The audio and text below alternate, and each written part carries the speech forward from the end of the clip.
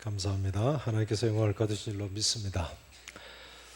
미국에서 두 번째 큰 교회고요. 무엇보다 아주 건강한 교회로 알려진 시카고에 있는 윌로우 크릭 교회의 빌 하이벨스 목사님이 이런 이야기를 했습니다. 아무리 생각해도 교회의 비전은 초대교회로 돌아가는 것이다. 아무리 생각해도 교회의 비전은 어디로 돌아가는 것이라고요? 초대교회로요. 저도 이 말에 전적으로 동감합니다. 교회들이 초대교회 같은 교회가 되면 얼마나 좋겠습니까? 역사상 가장 이상적인 교회는 틀림없이 초대교회였습니다. 그럼 우리가 구현해야 할 초대교회는 어떤 교회였습니까? 사도행전에 나타나 있는데요. 사도행전에 나타나 있는 초대교회의 첫 모습이 오늘 본문 42절에 나와 있습니다. 42절 말씀 같이 한번 읽어보시죠. 자, 함께 읽으십니다. 그들이 사도의 가르침을 받아 서로 교제하고 떡을 떼며 오로지 기도하기를 힘쓰니라.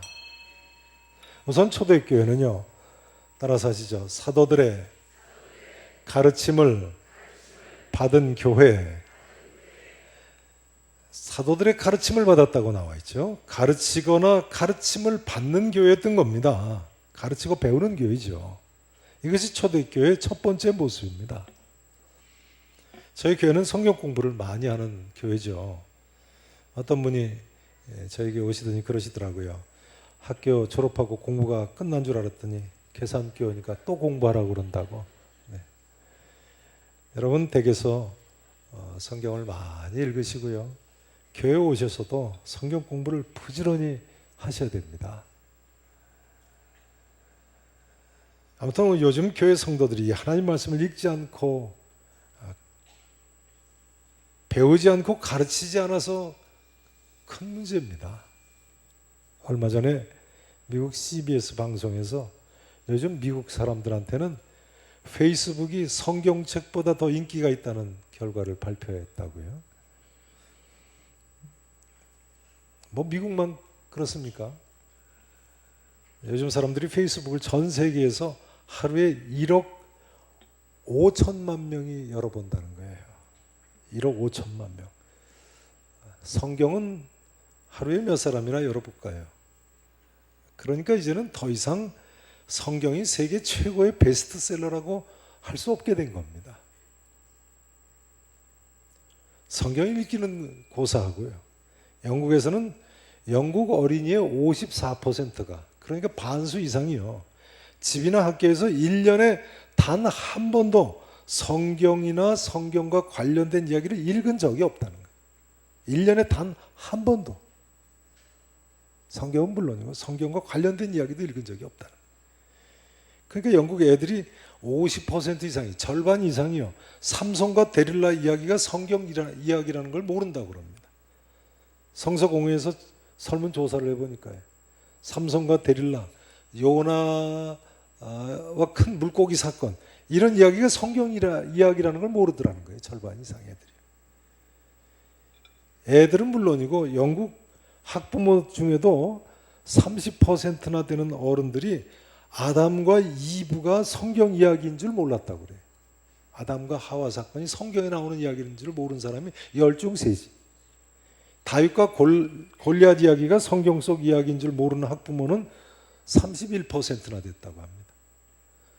역사상 가장 성경 말씀들을 믿고 살았다는 청교도들의 후손들의 나라가 어쩌다 이렇게 됐는가요? 여러분, 우리도 정신 바짝 차리고 이 하나님 말씀을 부지런히 읽고 부지런히 가르치고 부지런히 배워야 되겠습니다.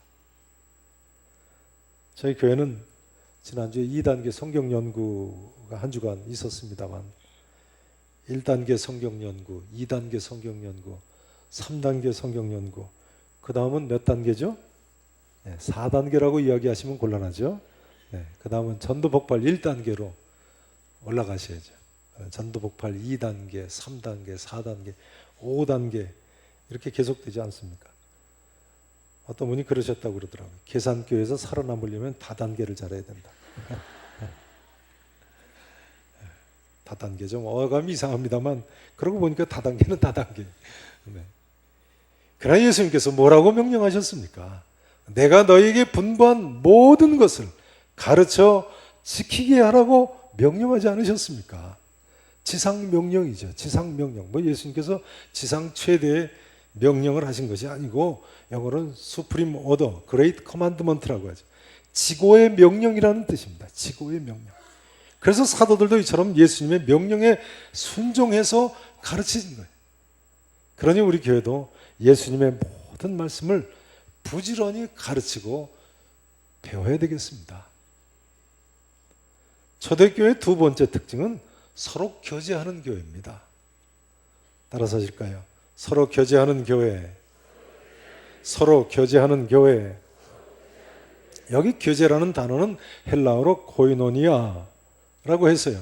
성도 간의 긴밀한 교제를 가리키는 특별한 단어입니다. 교회 안에서는 이처럼 세상에서 볼 수 없는 독특한 특별한 교제가 있을 수 있고 또 있어야만 되는 것입니다. 전에 한 분이 저한테 전화를 하셨어요. 저희 교회 나오신 지 4년이 되셨는데 아직 등록을 안 하셨다고요. 근데 자녀들을 데리고 항상 가정 예배를 드렸는데 이제 와서 보니까 4년이 지난 이제 와서 보니까 영적으로 문제가 있어서 등록을 해야 되겠다고 저한테 전화를 하셨었어요. 그리고 뭐라고 하셨는지 아십니까? 성가대나 교사로 너무너무 헌신을 하고 싶으시다는 거예요. 그래서 눈물을 흘리시면서 전화를 하시더라고요. 우리 찬양대 대원들 여기 계신데 이 찬양대 자리에 앉고 싶어서 눈물 흘리시는 분이 계신 그 자리에 내가 앉아 있다는 사실 아십니까? 별로 공감들을 안 하시는 것 같은데. 그렇죠. 오랜 기간 동안 교회 등록을 안 하고 예배만 드리시면요 10년을 다녀도 그 교회가 남의 집 같고 손님으로 간 것 같지 않겠습니까? 영적으로 문제가 생깁니다. 무엇보다도 이런 성도의 깊은 교제, 또 제대로 된 헌신을 할 수가 없는 겁니다. 정말 우리 계산교회 성도님들 간엔 성도 간의 이런 긴밀한 교제, 코이노니아의 교제가 있기를 진심으로 축원합니다. 물론 동성 간에만 이런 성도 간의 긴밀한 교제가 있어야 됩니다. 동성 간에만. 이성 간에는요 아무리 성도 간이라고 해도 긴밀한 교제가 있으시면 곤란하죠. 네. 청년들은 좀 괜찮습니다. 네. 장년 성도인 간에는 이성 간에는 성도 간에 긴밀한 교제가 있으면 안 됩니다. 자, 초대교회의 세 번째 특징은요 떡을 떼며라고 나와 있습니다. 여기 떡을 뗀다는 것은요 46절과 비교해 볼 필요가 있습니다. 46절 한번 같이 읽어보시죠. 46절 함께 읽으십니다. 날마다 마음을 같이하여 성전에 모이기를 힘쓰고 순전한 마음으로 음식을 먹고. 보세요. 오순절 성령 강림 직후에 성도들이 날마다 마음을 같이하여 어디에 모이기를 힘썼어요? 예루살렘 성전에 모이기를 힘썼어요. 뭐 수천 명, 지금 수만 명이 됐으니까요. 예루살렘 성전 밖에는 모일 장소가 없는 거죠. 모이기를 힘쓰고. 그 다음 보세요. 집에서 떡을 떼며 이렇게 돼 있어요. 각 집으로 흩어져서는 뭘 했어요? 떡을 뗐어요. 그 다음 기쁨과 순전한 마음으로 그 다음 뭐 했다고요? 음식을 먹었다고 돼 있어요. 그러니까 떡을 떼는 것과 음식을 먹는 것을 구분을 하고 있군요. 그러니까 떡을 떼는 것은 성찬을 가리키는 것으로 보입니다. 초대교회는요 예수님께서 이것을 행하여 나를 기념하라고 명령하신 대로 성찬을 올바로 시행한 교회였습니다. 자, 질문 한번 드려보겠습니다. 교회의 두 가지 표지가 무엇인지 아십니까? 교회의 두 가지 표지 처음 들어보시는 거예요? 교회가 참 교회가 되기 위해서는요 필요한 두 가지가 있습니다. 요한 켈빈은 교회가 참 교회가 되기 위해서는 이 두 가지가 올바로 시행되어야 된다고 가르쳤어요. 첫째는 하나님 말씀의 전파고, 둘째는 성례의 시행, 즉 성찬과 세례의 시행입니다. 교회 표지로 권징까지 넣어서 세 가지로 꼽기도 합니다만, 징계죠. 잘못한 경우에 교회가 징계를 하는 그것까지 해서 세 가지를 꼽기도 합니다만, 아무튼 교회 두 가지 표지하면 뭐와 뭐예요? 하나님 말씀의 전파와 성찬과 세례의 올바른 시행이에요. 그것이 참 교회예요. 따라서 하실까요? 하나님 말씀의 전파, 성찬과 세례. 이 이야기는 이런 이야기도 됩니다. 만일 어떤 모임에서요, 성찬과 세례를 자체적으로 행했다 하면 그 모임은 교회가 된 거예요. 교회의 표지니까요. 그러니까 예수 믿는 사람 몇 사람 모였다고 해서 함부로 성찬과 세례를 행해서는 안 되는 거예요. 그런 경우에는 또 다른 교회가 되고 또 다른 교단이 되는 거죠. 교단 소속 교회가 아니니까 다른 교단을 하나 차린 거나 마찬가지예요. 또 다른 뭐가 된다고요? 교단이 되는 거예요. 요즘 교회 밖에 단체들이 간혹 기성교회 분열을 개탄하면서 자기들끼리 모이다 보니까 성경에서 분명히 성찬과 세례를 명하셨기 때문에 행하지 않을 수 없으니까 성찬을 행하는 경우를 봅니다. 그러나 이것은 또 다른 교파를 만드는 일이고 또 다른 교회의 분열인 것입니다. 이 사실을 분명히 알아두셔야 됩니다. 오늘 너무나도 이런 류의 유혹이 많이 있습니다. 기성교회가 잘못됐다고 비판하는 거, 개혁해야 한다고 외치는 거 좋습니다. 그러나 그러다가 더 큰 오류를 범하는 예가 얼마나 많습니까? 주의하셔야 됩니다. 따지고 보면 인간이 다 죄인이라서 죄인들이 모인 곳에 문제가 생기는 것인 거죠. 아무튼 이제부터 우리 교회는 성찬식이나 또 세례가 하나님의 특별하신 은혜 가운데 초대교회처럼 은혜롭고 올바르게 시행될 수 있기를 진심으로 바랍니다. 본문에 나타난 초대교회의 네 번째 특징은요, 오로지 기도하기를 힘쓰니라 이렇게 나와 있습니다. 초대교회는 힘써 기도하는 교회였습니다. 따라서 하실까요? 힘써 기도하는 교회. 힘써 기도하는 교회. 여기 오로지 힘쓰니라 라고 하는 표현은요, 기도만 힘쓴 것 같이 나와 있습니다만 본래 성경 원문에 보면 앞에 네 가지를 전부 받고 있습니다. 다시 이야기하자면 저희가 사도들의 가르침을 받기에 오로지 힘쓰고 서로 교제하기와 떡을 떼기와 기도하기에 오로지 힘썼다, 이런 의미예요. 아무튼 초대교회는 힘써 기도하는 교회였습니다. 우리 교회와 성도님들께서 초대교회 성도들처럼요, 힘써 기도하시기를 진심으로 바랍니다. 저희 교회도 2층 유아부실에서 매일 밤새고 기도하시는 집사님, 권사님들이 계십니다만 교회는 항상 이와 같이 오로지 기도하기에 힘써야 됩니다. 기도하실 분들은 밤 10시 넘어서 2층 유아부실로 오시면 철야로 기도하실 수 있으세요. 요즘 메르스 때문에 기도 많이 하셔야 되겠습니다만 여러분 평소에도 기도 많이 하셔야 됩니다. 평소에도요. 전에 부목사님 한 분이 IMF 때 저한테 그러시더라고요. IMF가 되니까 새벽 기도에 나오는 사람이 많은 것 같다고. 글쎄요, 실제로 그랬는지 모르겠습니다만 그런 것은 교회의 이상적인 모습이 아닙니다. 평소에 기도 많이 하셔야죠. 그런 얘기가 있지 않습니까? 매 맞고 나니까 순순히 보따리 싸들게 되더라고. 무슨 이야기인지 아시겠죠? 이건 교회나 성도들의 이상적인 모습이 아니죠. 성도 여러분, 초대교회 성도들처럼 항상 오로지 기도에 힘쓰기를 진심으로 바랍니다. 자, 이제 지난주에 약속드린 대로 어떻게 성령 충만한지 알 수 있는가를 말씀을 드려야 되겠습니다. 어떻게 성령 충만한지, 오늘 오로지 기도에 힘쓴 것하고 관련이 있습니다.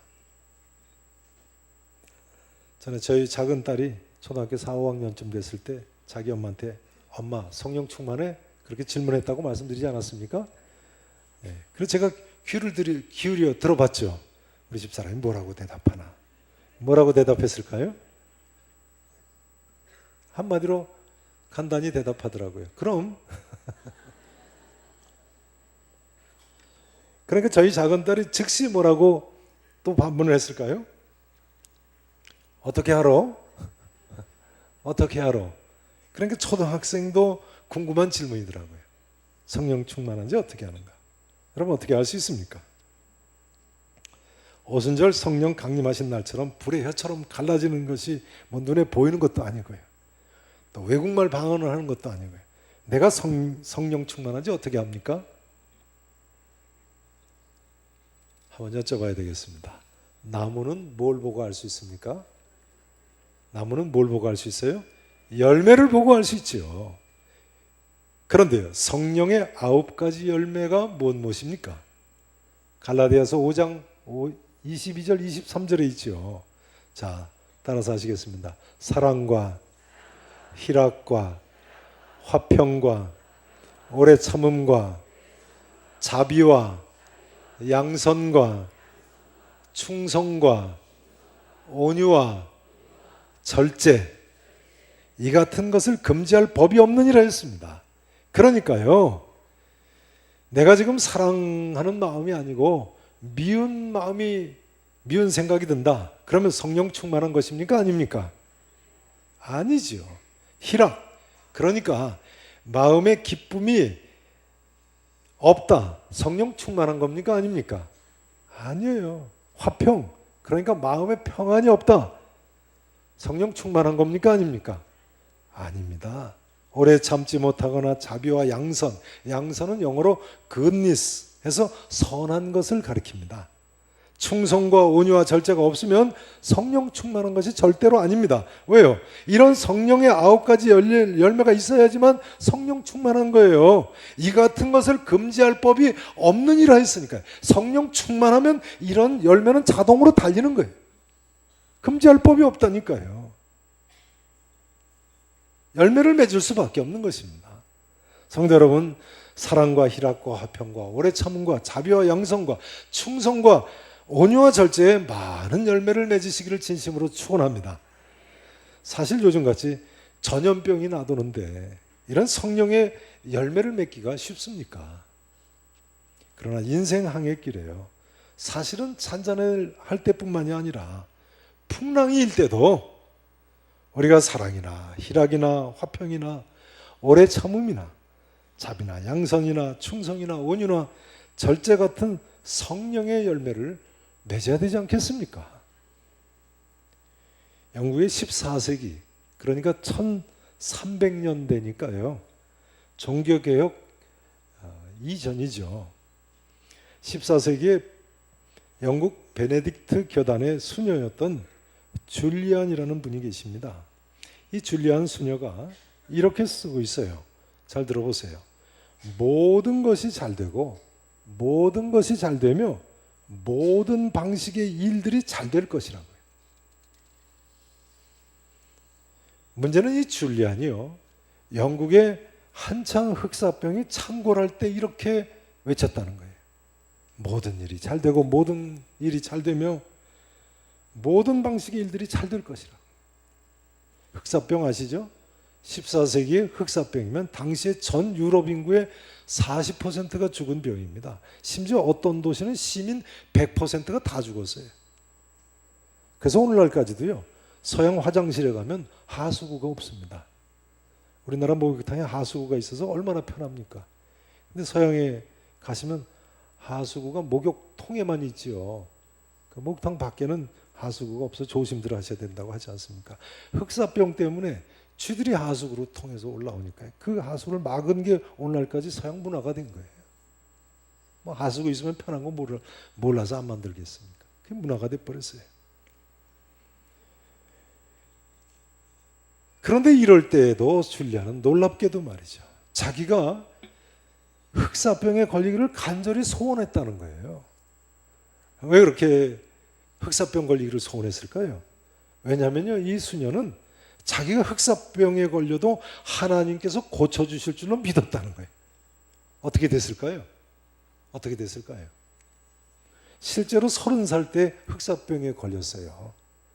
걸려서 셋째 날 밤에 종부성사까지 받았습니다. 종부성사가 뭔지 아시죠? 이제 다 죽을 때가 됐다고 마지막 예식을 치른 거예요.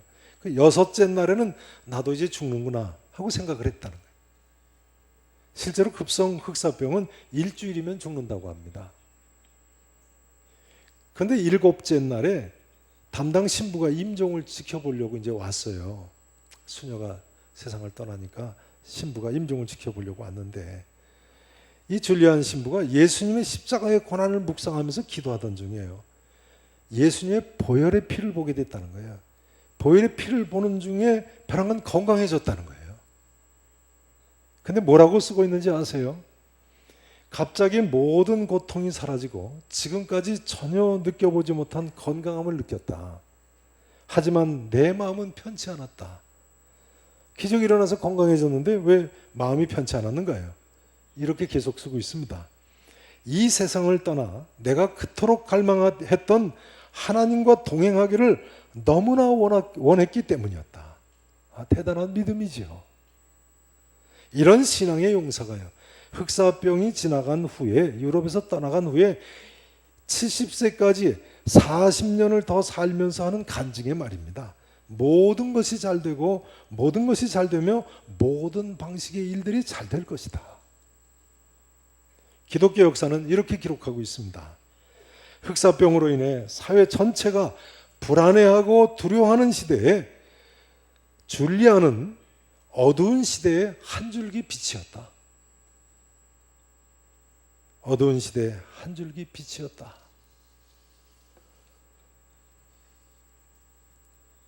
믿음의 사람만이 이렇게 빛된 삶을 살 수가 있는 것입니다. 여러분, 지난주에 말씀을 드렸습니다만 누구든지 성령으로 아니하고는 예수님을 주님이라고, 주인님이라고, 구세주라고 하실 수가 없습니다. 고린도전서 12장 3절 말씀이죠.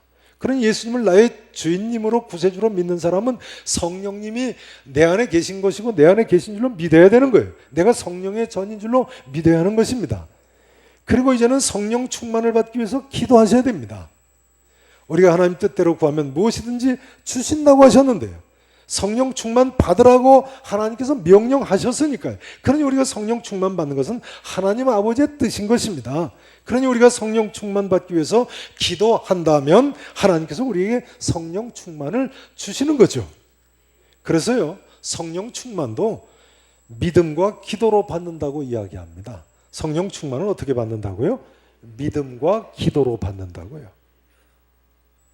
성도 여러분, 믿음으로 기도하심으로 성령 충만 받으시고 믿음의 선배들처럼 성령의 열매를 많이 맺으실 수 있기를 진심으로 축원합니다. 이제 말씀 연거를 마쳐야 되겠습니다. 존 하가이 박사라는 이 시대를 대표하는 한 분이 이렇게 글을 쓰고 있습니다. 하나님이 함께하지 않으면 실패할 수밖에 없는 큰 계획을 세워라. 하나님이 함께하지 않으면 실패할 수밖에 없는 큰 계획을 세워라. 이 말은 비전의 크기를 이야기합니다. 여러분, 이런 큰 비전을 가지시기 바랍니다. 교회도 마찬가지로 초대교회 같은 교회가 되는 비전을 가져야 되겠고요. 또 교우 한 분 한 분도 마찬가지입니다. 비전 가운데에 예수님의 말씀을 열심히 배우고 열심히 가르치시고 또 서로 성도의 깊은 교제를 나누고 성찬과 세례가 바로 시행되고 또한 무엇보다 오로지 기도를 힘써 많이 하시기 바랍니다. 특별히 성령 충만하셨어요. 일평생 성령의 9가지 열매를 많이 맺으며 사실 수 있기를 우리 구주 예수 그리스도 이름으로 간절히 축원하겠습니다. 이 시간 같이 함께 기도하셨으면 좋겠습니다.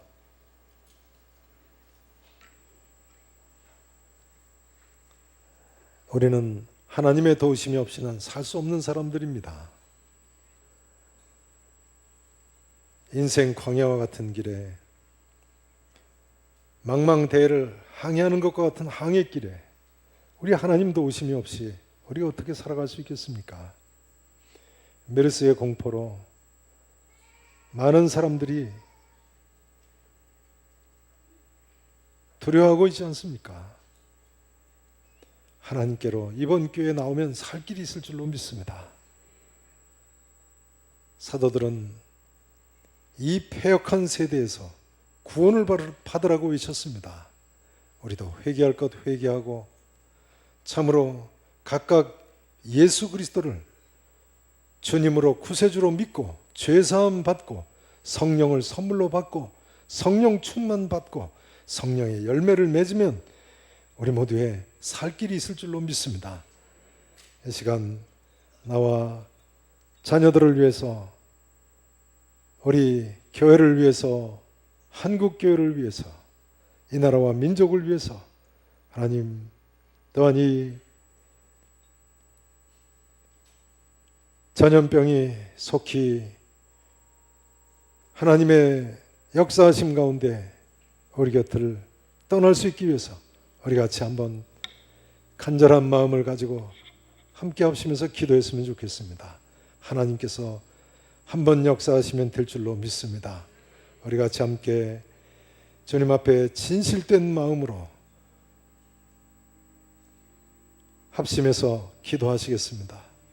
아버지 하나님, 저희들을 불쌍히 여겨 주시옵소서.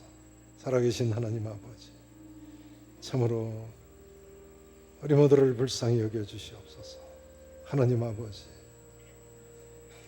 우리가 회개하고 예수 그리스도를 나의 주님으로, 주인님으로, 구세주로 믿고 의지하오니 하나님 우리의 죄를 사해 주신 줄로 믿습니다. 우리에게 성령을 선물로 주신 줄로 믿습니다. 아버지 하나님, 이제는 성령 충만을 위해서 간구하오니 참으로 성령 충만해서 어떤 가운데서도 하나님의 뜻을 펼칠 수 있게 하시고 성령의 열매를 맺으며 흑암 세상에서, 폐역한 세상에서 빛된 삶을 우리 모든 성도들로 살게 해 주시옵소서. 아버지 하나님, 우리는 아무 공로 없사오나 예수님 십자가의 공로만 의지, 보혈의 공로만 의지해서 주님 앞에 나오니 사랑하는 성도들의 기도를 들으시고 우리를 불쌍히 여기시고 우리를 살려주실 줄로 믿습니다. 아버지 하나님, 빛된 삶을 회감 세상에서 살게 해주실 줄로 믿습니다. 나만 살 뿐만 아니라 우리 모두가 살게 해주실 줄로 믿습니다. 우리 아버지 하나님 감사합니다. 주님 도와주시옵소서. 우리 아버지 하나님, 놀라우신 은혜 가운데 오늘도 이 자리에 나왔습니다. 하나님이 함께하지 아니하시면 나올 수 없었을 저희들, 하나님 이처럼 구원의 길로 나올 수 있게 해주심을 감사합니다. 우리가 각각 회개하고 예수 그리스도로 주인을 삼고 구세주로 모시고 주님 앞에 섰사오니 하나님, 이제는 우리의 죄사함을 허락하신 줄로 믿습니다. 성령을 선물로 주신 줄로 믿습니다. 이제 기도하오니 성령 충만해서 열매 맺는 삶을 날마다 살게 해주시옵소서. 이것만이 광야와 같은 인생길, 불뱀과 천갈이 나르고 망망대해와 같은 항해길, 유라굴로 광풍을 만날 수 있는 이 인생길에서 우리가 승리하며 살아갈 수 있는 길인 줄로 믿습니다. 이 길만이 나도 살고 우리의 자녀들도 살리고 우리 교회를 살리고 민족을 살리는 길인 줄로 믿습니다. 우리 하나님, 우리를 긍휼히 여겨 주시옵시고 예수 그리스도의 십자가의 공로로, 예수 그리스도의 보혈의 공로로 다시 한번 우리를 받아주시옵소서. 메르스로 인해서 고통받는 우리의 이웃들이 많이 있습니다. 하나님, 저들의 침상을 회개의 눈물로 적시게 하시고 믿음의 눈물로 적시게 하시고 하나님 안에서 새롭게 새 생명을 얻게 해 주시옵소서. 우리 모두로 예수 그리스도로 인해서 넉넉히 이기고 남을 수 있는 복을 허락해 주시옵소서. 살아계신 예수 그리스도 이름으로 간절히 축복하며 기도합나이다. 아멘.